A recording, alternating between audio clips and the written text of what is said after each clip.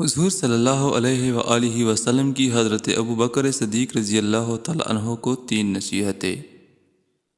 حضور صلی اللہ علیہ وآلہ وسلم نے فرمایا، سنو ابو بکر، 3 چیزیں بالکل برحق ہیں۔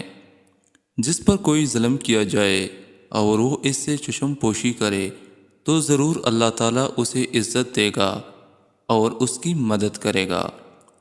جو شخص سلوک اور احسان کا دروازہ کھولے گا وہ صلہ رحمی کے ارادے سے لوگوں کو دیتا رہے گا، اللہ تعالیٰ اسے برکت دے گا اور زیادہ عطا فرمائے گا۔ اور جو شخص مال بڑھانے کے لیے سوال کا دروازہ کھولے گا اس سے مانگتا پھرے گا، اللہ تعالیٰ اس کے ہاں بے برکتی کر دے گا اور کمی میں اسے مبتلا رکھے گا۔ یہ روایت ابو داؤد شریف سے نقل کی گئی ہیں۔